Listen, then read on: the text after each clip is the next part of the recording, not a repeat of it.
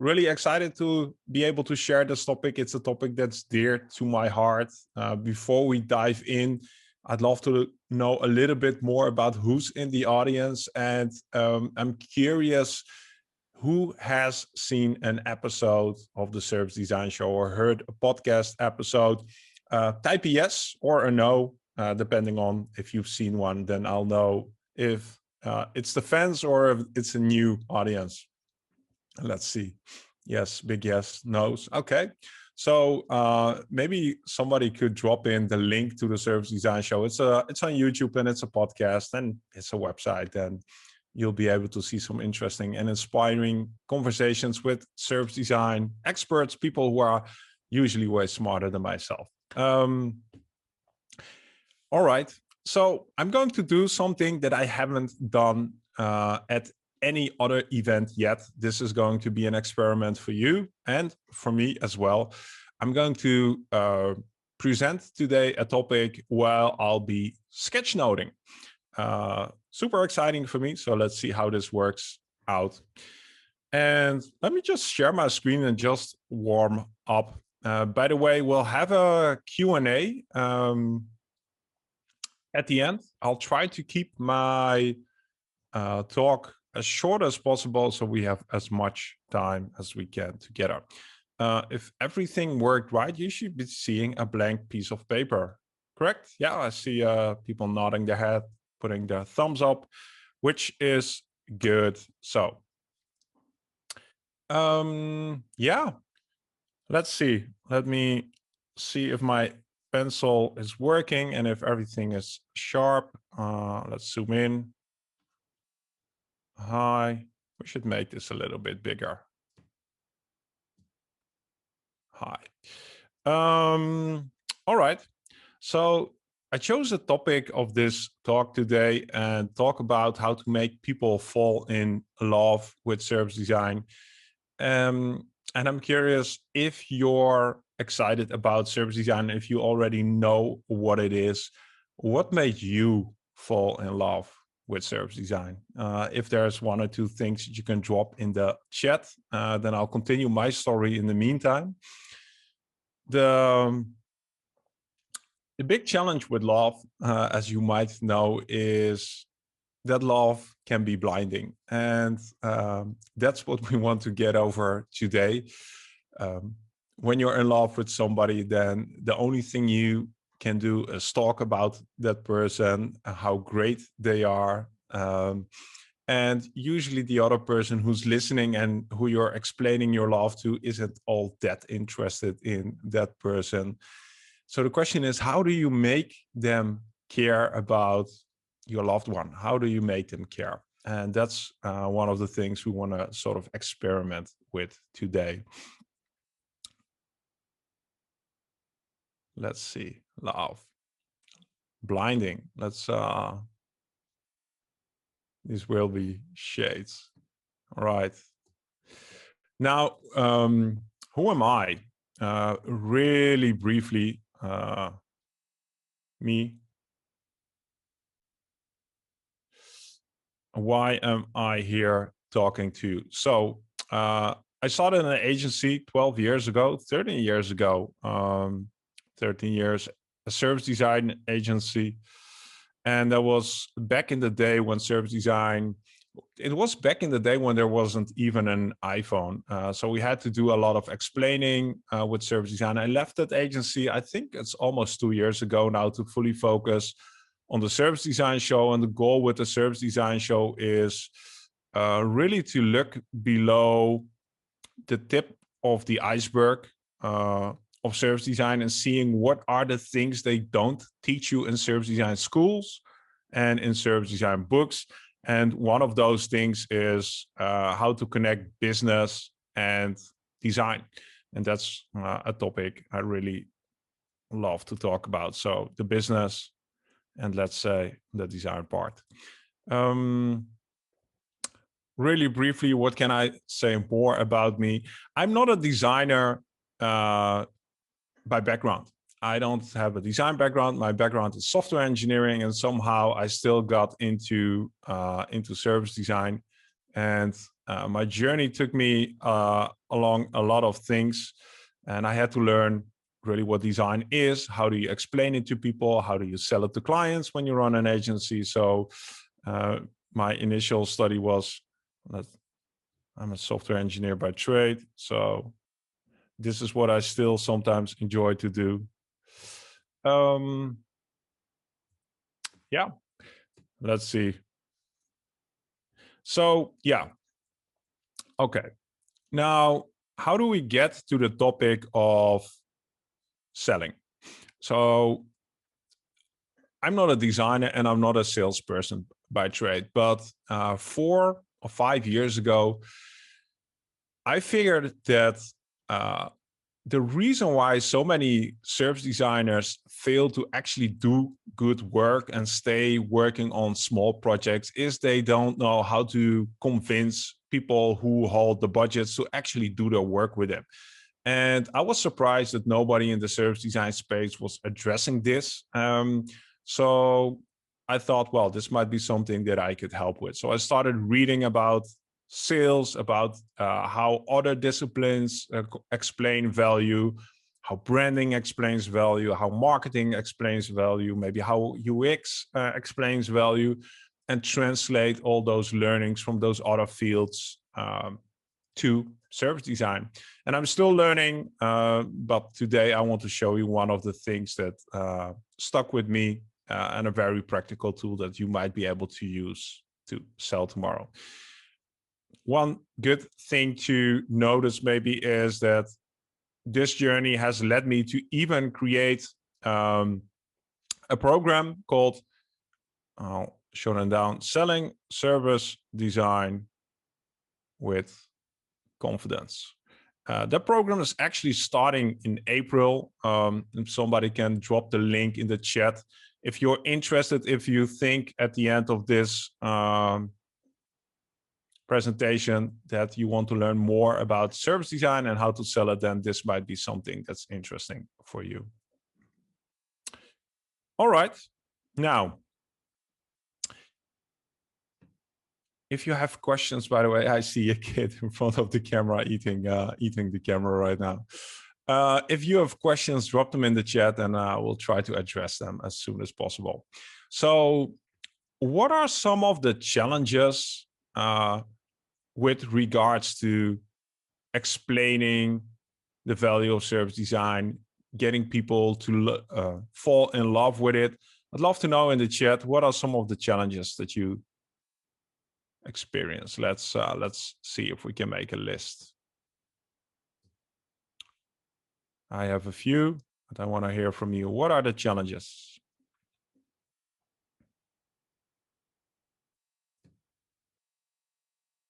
And I know you know where to find the chat because there are a lot of messages. Tangible business value. So yeah, what are the outcomes? That's my outcomes. Okay. Time and resources. Yeah. Time. You need to educate.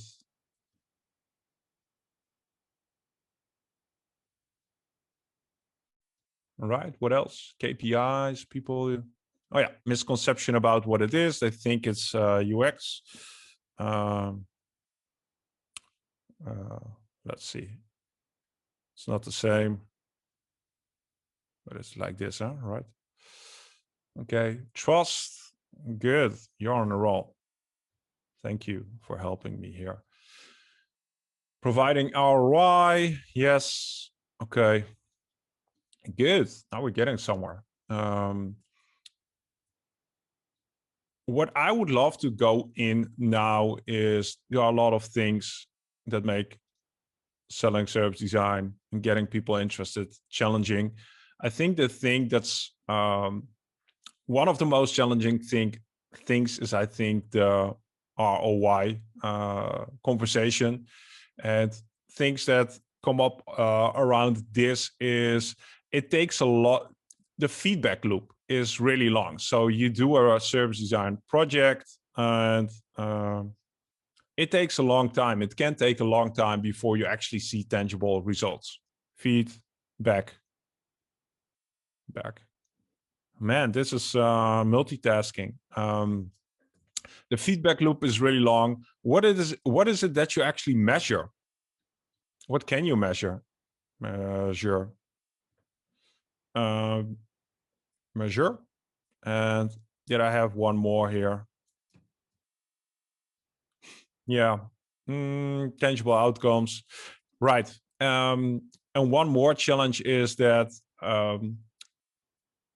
it's systemic. So what I mean is it's really hard to say we do service design, that's the box, and at the end comes it out.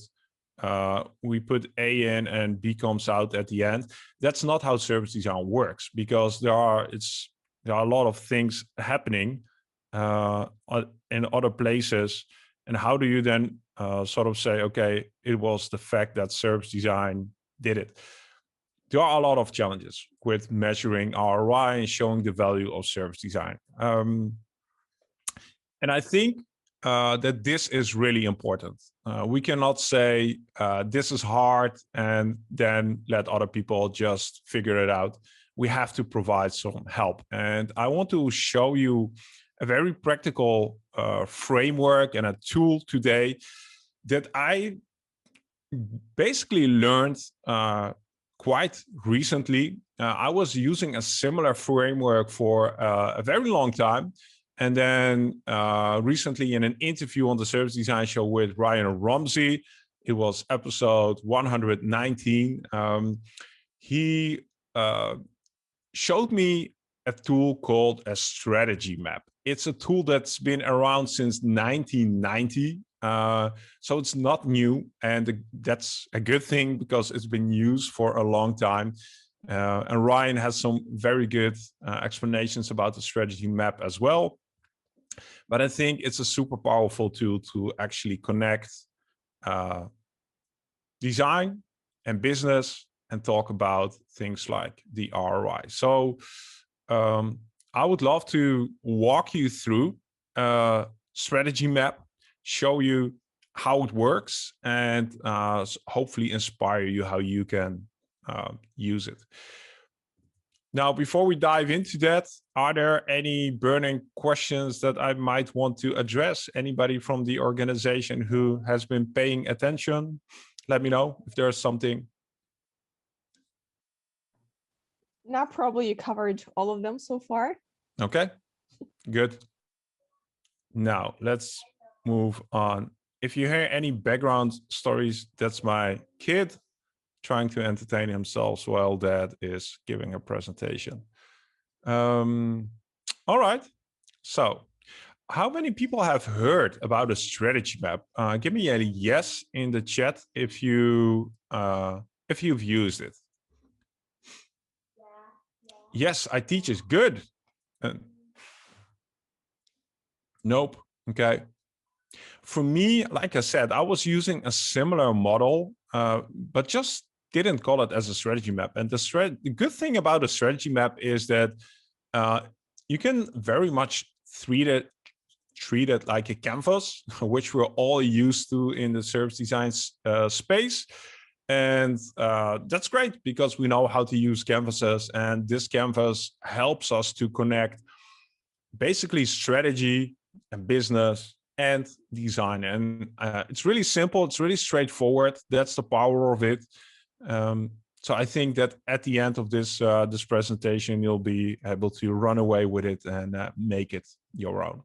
Nope. So a lot of nopes, also a few yeses, which I think is awesome. Yeah, let's go through it. A strategy map. Let me move here. Strategy map has 4 perspectives. Strategy map. And let's start with the top perspective. The top perspective is described as the business or the financial perspective.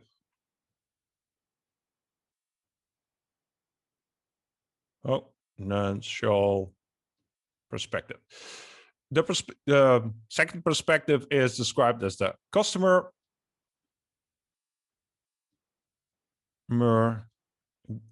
The third one is described as the operations. Let me write it here, then I'll know. I'll move it. Operations. Operations. And now let's move it. Scale it. Oh. Do it again.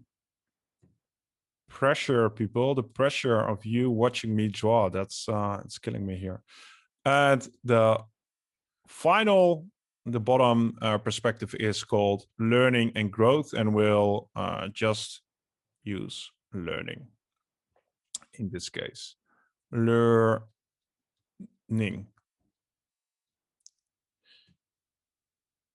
And that's the basic outline of a strategy map. It's that simple. And what I want to do next is go over each layer and each perspective and show you what the impact is and how to use it. The financial layer, basically the financial perspective says, what do we need to do to stay in business? What do we need to do as an organization to stay healthy? What needs to be true for that? The customer perspective is really about what do we need to do for the customer to actually meet their needs so that they meet our financial objectives. It's really straightforward. What needs to be true? It's basically the value proposition to your customer. Then the third layer is the operations layer. And the question there is, in order to meet the goals of our customer, the customer objectives, what are the things that we need to do internally to get that done? What needs to be true? And the learning and growth perspective is really about what do we need to learn in order to make sure that we are able to do those things internally. Sounds pretty straightforward, right? That's at least what I thought, but it has a lot of power, and I'll show you where it is. So let's try to dissect. Let me take my notebook. Let's try to dissect the strategy map from top to bottom, and then at the end have a connection. So, top layer, top perspective. That's the financial and business perspective. I've seen strategy maps that also show other business objectives here that might be more focused on sustainability, for instance, or talent acquisition or something like that. But let's keep it simple here and just focus on business. So what are some common business objectives? Well, there aren't that many if you essentially boil it down. Let's use a different color here just because we can. Business is pretty straightforward. It's usually about either lowering cost. So we look at cost. That usually has to go down. We want to optimize profit. And one of the ways we can do that, margin needs to go up. Of course, there are many subtle variances here, but if you look at business objectives, financial objectives, and what a healthy financial organization looks at, it's usually these three things. Again, not rocket science. By the way, what's also good to note is that these things, these three elements, are the elements that are captured in this top perspective are called lag metrics, right? And why are they called lag metrics? It's S, because usually you only get to measure them after a period. So when you're working on a service design project, before you can actually start seeing an impact on cost, profit, or margins, that takes a time. So before you can start measuring these things, some time has to pass. So you'll read the words lag metrics quite a lot, and this is an important term to remember in our conversation here. Okay, moving on. Now, let's combine those two. Let's look at the financial perspective and the cost. I can do better, Mark. Come on. Let's make a really happy customer. That's better. Happy customer. Let's see what this actually means. This connection between satisfied customers and the impact on business has been proven and established many, many times. What can we say about satisfied customers or improving customer experience? I'm sure that you have some ideas in the chat. So what would you say is the impact of a satisfied customer on profit or on margins or on reducing cost? I'll give you a few, and in the meantime, you can share something in the chat. So satisfied customers complain less, right? Complain less. It's known that people who are satisfied, customers who are satisfied, do more repeat purchases. Repeat purchase. Another thing is that satisfied customers are less sensitive to price, so they pay a premium. And again, there is so much evidence around this. I have some stats over here I was looking up before we got started. Where is it? Yeah. So here are 3 things that I was reading. After one negative experience with a service, 51% of customers said that they will never do business with that company again. So that's even worse than complaining they just leave. What was the other stat? 7 out of 10 US customers say they've spent more money to do business with a company that delivers a great service. So paying that premium price, 70%.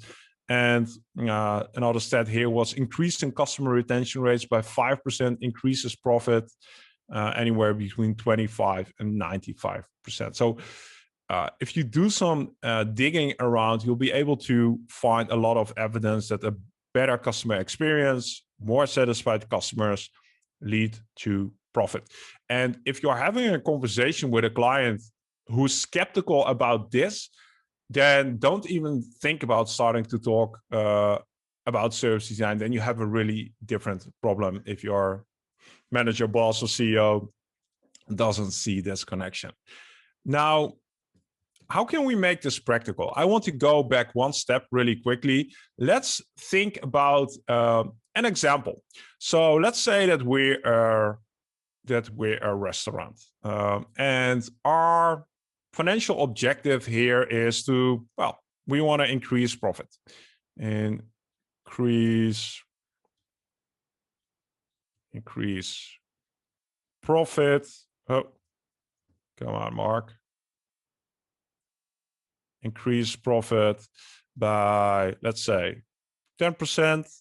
And the way we want to do that is we're going to increase the value, the order value per customer. That's our financial objective. Order value per customer. This seems like a very logical and common financial objective for a restaurant. Let's see, what's a good sign for a restaurant? I wanted to draw the M from McDonald's, but I'm not sure that that's the best example of a restaurant. So now, if we have that objective in the financial layer, what could we say about the customer objective? What would we need to do? What kind of value proposition would we need to have for the customer to achieve that increased value per order? Well, a lot of things, and you really have to figure out how to do that. But let's say in this case, we want to provide food that tastes good, right? Makes sense. Tastes good, and that makes people feel good. That's what our customers want, and that's what we want. So one of the objectives that we could have in the customer perspective is that we want to have food that tastes good and that makes people feel good. Makes sense, right? All right. Let's move further down in the model. Number 4. So now we have our happy customer. There we go. Oh, let's cheat a little bit. And we have the operations. And it takes a long time to draw, what is it, a gear? So I'll have a simplified gear. Now, what is the connection between these two? And this is really where I think things become interesting for service design. This operation perspective is where you actually look at what the company is doing internally. And in our case, the example could be we wanted. Let's say that we want to serve chef special, chef special, because we think that if we serve as chef special, that connects with the taste preferences of our customers, because we're going to serve something that they love. We can charge a premium for the chef special. And that's what we need to do well in the operations layer. So we're going to create a chef special, the best chef special that is available. And we're going, whoa, that's a big eraser. We're going to make that irresistible for our customers. This is a plate. Oh, hold on. Fork and a knife. Not bad, Mark. So the connection that you need to make here is, if you want to achieve something in the customer perspective, what is it that you need to do internally really well? And in our case, the thing that we need to do really well is to create the best chef special. Now, the final thing here, the bottom part of our strategy map, is connecting, and I hope that you'll sort of see the pieces of the puzzle coming together in a second. So that's the gear icon, and we had the light bulb over here.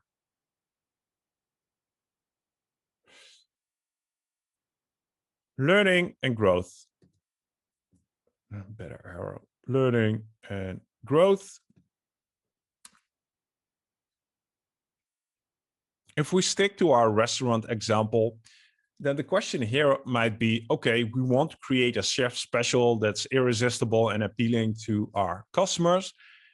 But for that, we might need to know what are the food preferences.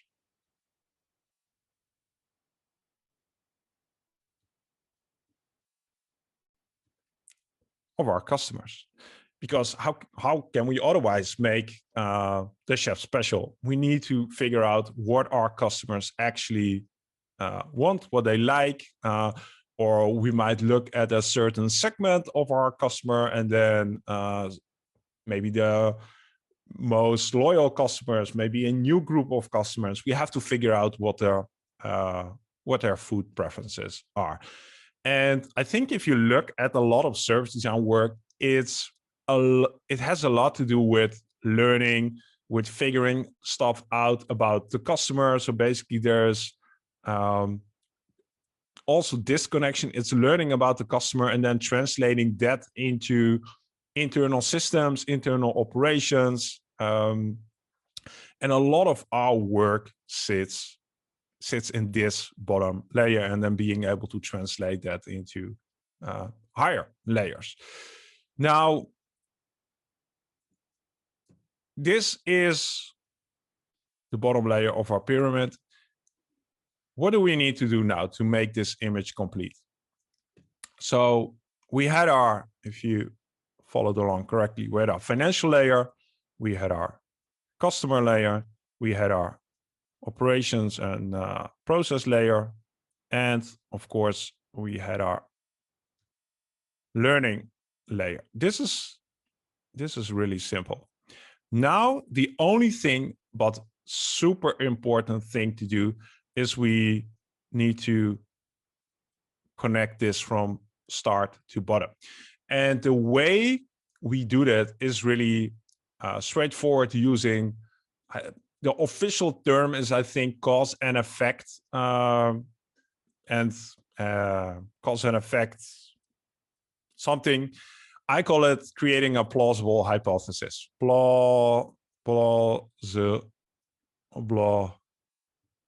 Hypothesis. And what I mean, hypothesis, what is it that I mean with that? Now we need to show that we believe that now let's just do it. We need to start at the bottom. So let me scroll down. Let's say that if, and I'm not going to write everything down, but if we, and then we fill in what was it here? Learn about the food preference. Food preference. If we learn about the food preference, then we'll be able to create a chef special that's appealing, right? That's our hypothesis so far. So that, and now we're getting into layer 3, so that our customers will enjoy the thing that we wanted, enjoy food that tastes good, tastes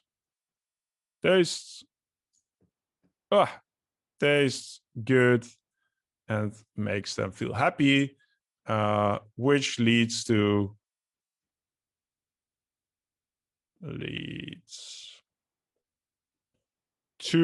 well, and then what is that we wanted? Increased order value. Does it fit? Sort of. Now, this final step is what really made it click for me, because when we are designing and doing service design and we stay in the bottom 2 layers, what happens when you start drawing with your kid in these programs? When we stay in the bottom 2 layers here with service design, and in this case, and we don't take the effort of writing a statement like this and creating a plausible hypothesis, then we're not doing the effort of actually connecting the work in here in the bottom, to why it's important to the company. So this is for me really about, let's Let's draw. Everybody knows this diagram, where it's the viability and the desirability, let's say the heart. What we're doing by creating this statement, by really writing it down, is that we are bridging and connecting these two things. And this is a really simplified explanation. You could take this even one step further if you want. We're not going to do this today in this session, but now you can really easily, let's see if we have some space somewhere. Let's see if we have space for number 7. Yeah, sure. We'll make space for number 7. Oh, not with this one. Because the next step, can anybody guess what the next step might be? What would step 7 be?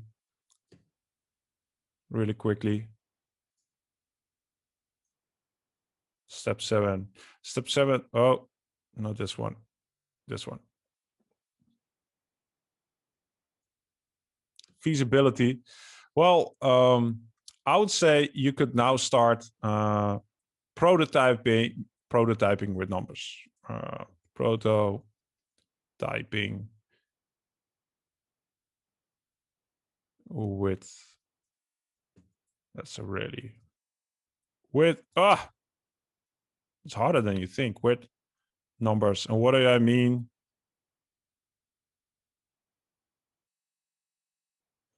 Now we could say, okay, how many customers do we have? X customers per week.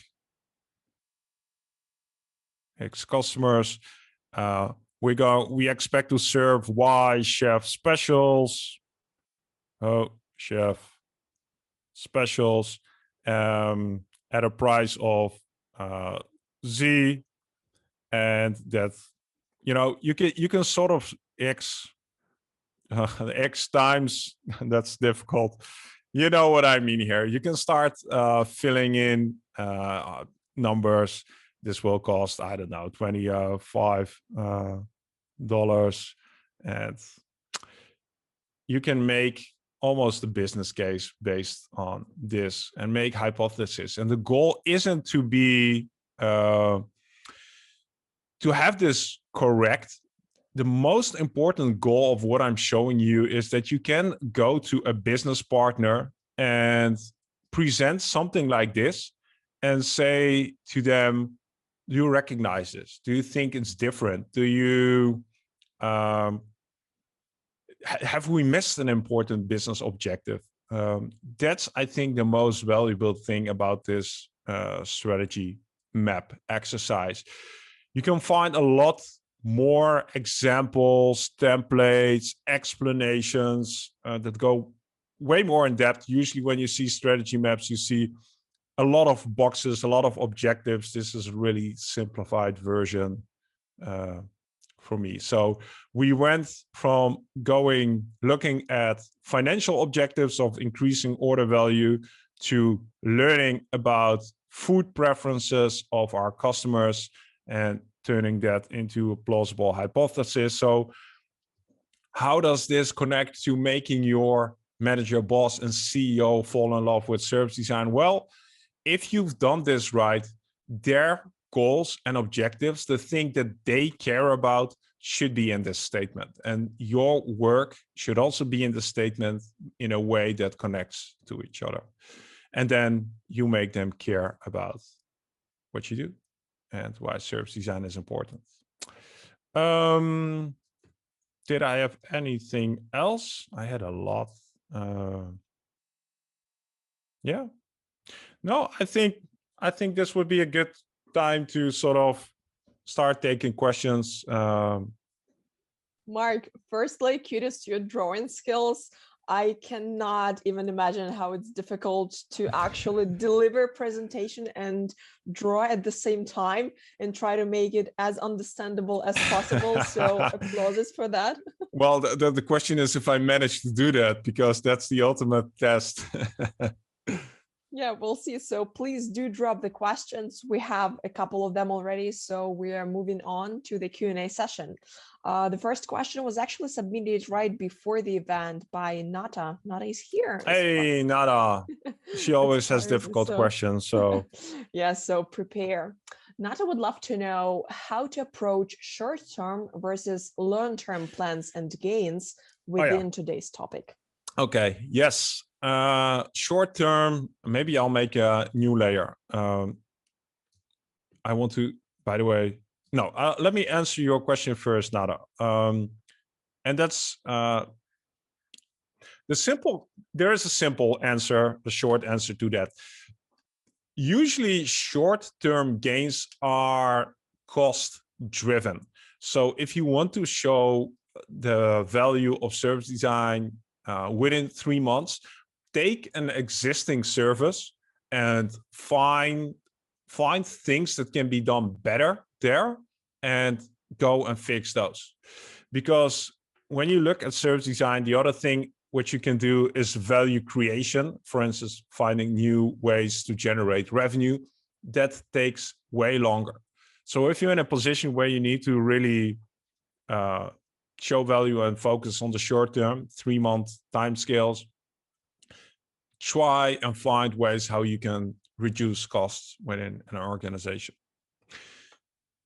I forgot to add one thing here, and that is we mentioned lag metrics, and I want to introduce the word lead metrics because that's the counterpart, really important one.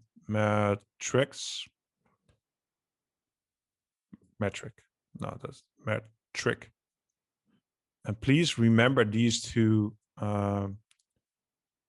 words because they are super important. So what do I mean with lead metrics?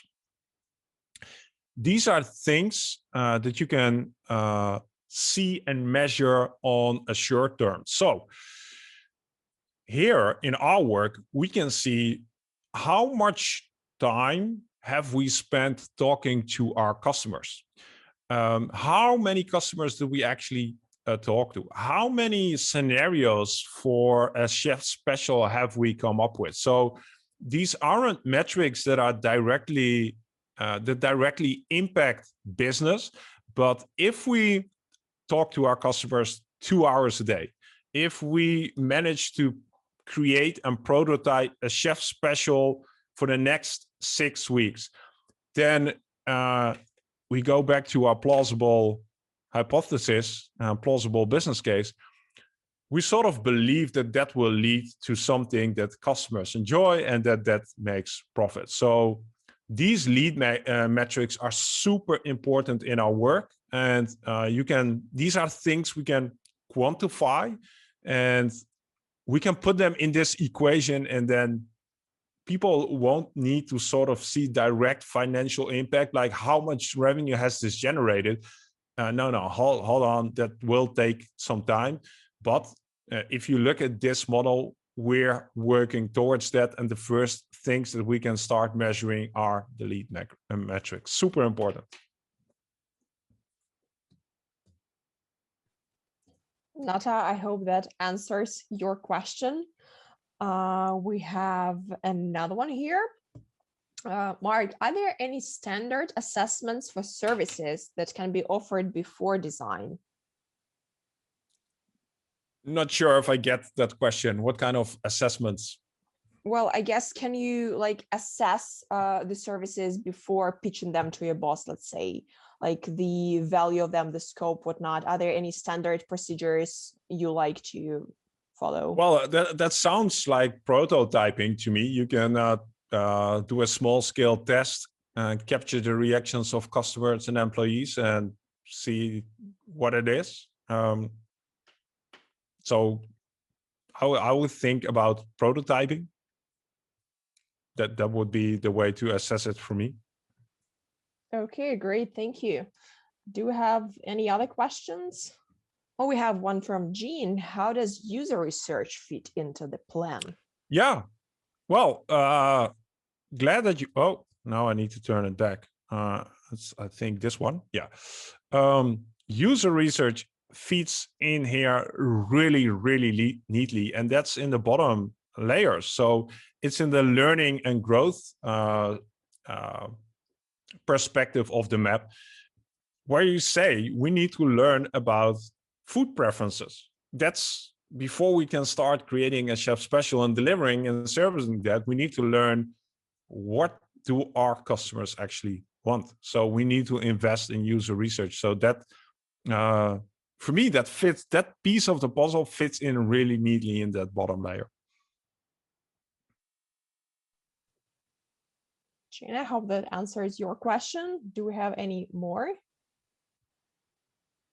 So in the meantime, while people are typing their message, if you think that this topic is interesting on how to explain service design, how to make business people understand what it is, if you go to this page, servicedesignshow.com/uexpressa, it will lead you to a mini course, 5-day mini course, free mini course on how to explain it. And every lesson that I share in that course is based on a failure that I made in my career as a service designer on how to actually explain it. So don't make the mistakes that I've made, follow the course, and yeah, do it better than I did. So servicedesignshow.com/uexpressa.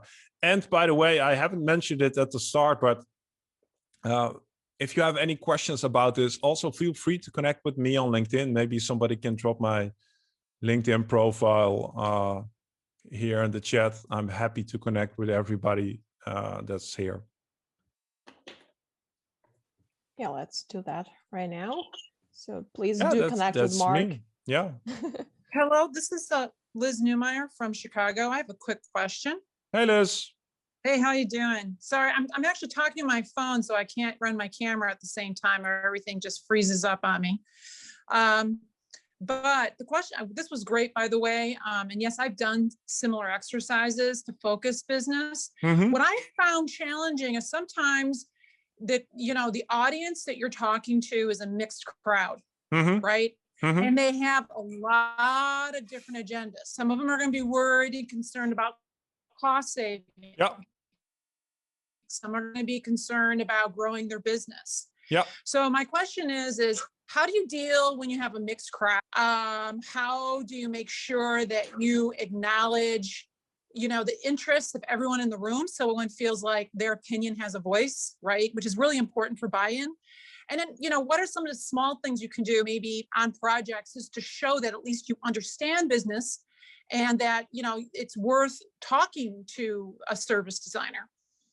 So 2 questions there, if I understood correctly. How do you make sure that multiple voices are heard that might have different objectives? And the other one, I already forgot. But let's start with the first one. I don't think that's a specific challenge to this exercise. I think there's a challenge in a lot of service design projects, even if you're doing a customer journey map. Different people, different objectives will be in the room. My tip for addressing that, well, make sure that everybody who's in the room actually contributes to the process. So if I project that on a customer journey map rather than a strategy map, and because I'm just more familiar with that, we would have places in the map, blank spots in the map with names of the people or their departments where they actually had to fill something in. So I can imagine you can do something similar with a strategy map where there are blank spots, and those blank spots are assigned to somebody in the room to actually fill in. I get you. So it's like giving them a homework assignment or / even doing a stakeholder interview one-on-one where they feel a little more comfortable and it's just more revealing what you heard. The other question is there anything you can do in the weeds? Like when you're on a project, I'm talking about people who are like on smaller teams. They're not at the big boy table. They're not talking to the executives. How can they show that they understand the value when you're working in a smaller dynamic? Is there some things that you can just do just to show and build trust? I think having a conversation like this that we just had is really important. So just coming up with a strategy map and showing that, you're curious about these kind of areas is, I think, already a very, very a thing that gives a lot of confidence. Not many designers, not many service designers will pull out a strategy map and ask the people if this is correct. So just using business tools, and there are many more, I think helps you to grow the confidence and show that you're interested in actually that you're aligned on the same goals. That's maybe the most important thing. Yeah, I think what you're kind of describing is like being an ethnographic researcher, you try to respect the culture that you're walking into. So instead of coming in and throwing around a lot of buzz terms that might be familiar to you from design and service design, first start with the language that they understand, and that goes a long way. Like if you're, you live in Europe, you understand that. You go into foreign countries, if you show respect to the culture, people open their doors, they don't slam doors in your face. Yeah, and I'm happy that you sort of addressing this, because the people who we're working for are also people. And sometimes we tend to forget and leave our empathy skills behind and just reserve that for the end users and customers. I'm strongly advocating for using our design skills and methodologies to better understand the people we're working with next to the people we're working for. Oh, thank you very much. Liz, thank you for joining with the voice and asking the questions, really insightful ones. And Mark, thanks for replying. So somebody would like to have seen more in-depth examples in prototyping with numbers. There's actually a very good example webinar. I hope that it's still online. It's by Alec. I forgot his last name, but he runs the DMBA course, and he has a webinar literally called Prototyping with Numbers. I hope that it's still online. So check that out. Otherwise, check out the stuff by Ryan Romsey. He also has some good examples on that. And we will also make sure to share some links Mark shared before the event in the newsletter, so make sure not to check it. I guess we're actually... Yeah, I see a question by Barbara. I'm not sure which course you're referring to, Barbara, but reach out to me and we'll try to figure something out. Yeah, Barbara, please do see the link to Mark somewhere higher. But anyway, I guess it's easy to find Mark, his LinkedIn star with his videos coming up. I think every week. So as for share the Prototyping with Numbers webinar. What program are you drawing in? I'm drawing in a program called Sketchbook, and my kids like it as well. I will have actually a last question, I guess, for today. From Julia, how can you make business people interested in service design while keeping your ethical values as a designer?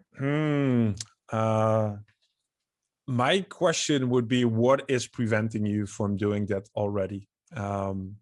And I know we don't have, this isn't, I wish we could have a one-on-one conversation, but I don't see any reason why those two things don't match. I think we're in a very good position to use our design skills, methodologies, values to connect with business. I think we're better suited than most other disciplines out there.